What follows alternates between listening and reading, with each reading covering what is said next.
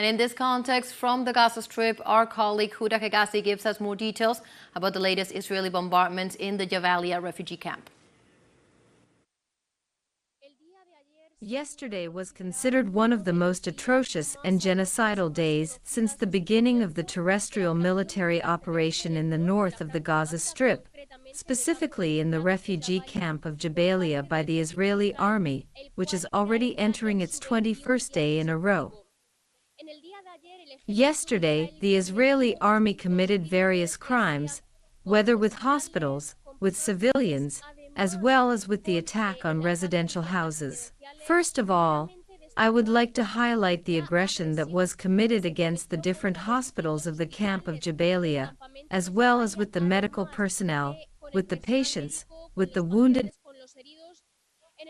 Yesterday, the director of the hospital, Kamal Adwan, assured that the Israeli army was directly attacking the buildings and the interior of this hospital. The tallest buildings of the Kamal Adwan hospital were directly attacked by artillery projectiles, as well as missiles from aircraft of the occupation army. Even at the beginning, it was prevented that anyone could enter or leave and evacuate from that medical center, since Israel proceeded to attack them directly, as was the case with the Al-Adha hospital, which is very close to the Kamal Adwan hospital.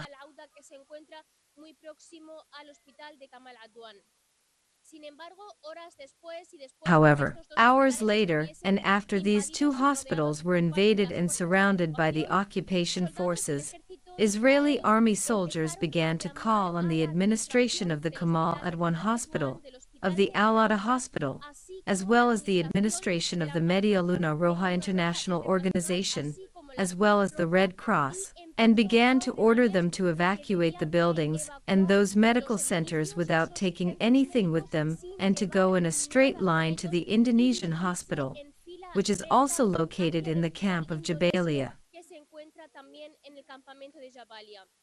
Y por lo tanto estamos hablando que Israel impidió que las ambulancias pudiesen evacuar los equipos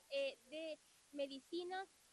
Therefore, we are saying that Israel prevented the ambulances from evacuating the medical equipment, but only the patients and medical equipment could be evacuated with what they were carrying. No one could carry anything, therefore. We are saying that the 4 ambulances that were in the northern area have gone out of service, as they have not been able to be evacuated with the patients and the injured. Also, the only ambulance car that was left in the northern area of the Gaza Strip, yesterday,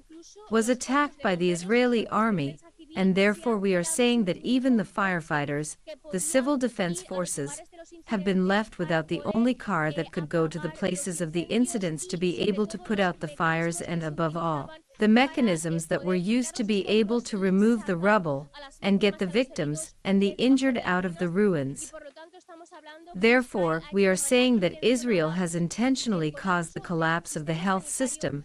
as well as the civil defense system and the firefighters' bodies. However, this has not only been left here, but also at the moment when this medical personnel, as well as the patients, the injured and the evacuated, were trying to leave these medical centers and the areas around them, Israel began to arrest, above all, the young people, the men. And at this moment it is not known exactly the number of people, or who are those people who have been arrested, since it must also be said that Israel has prevented any journalist, any worker in the media from being in that area, and therefore, we are saying that in the camp of Jabalia there is no medical personnel, there are no journalists, and, literally, there is no life left. However, this has not only been left here, but at the first hours of the night, yesterday at approximately 9 o'clock at night, the Israeli army committed one of the most atrocious massacres, and it is also located in the refugee camp of Jabalia, in the area of Al-Ruja, where the army bombed 5 civilian homes in a residential area, causing the death and injury of 200 people.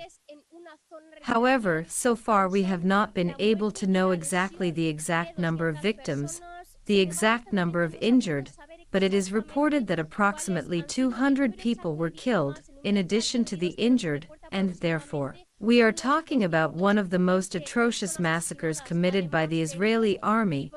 There are still many people left in the rubble.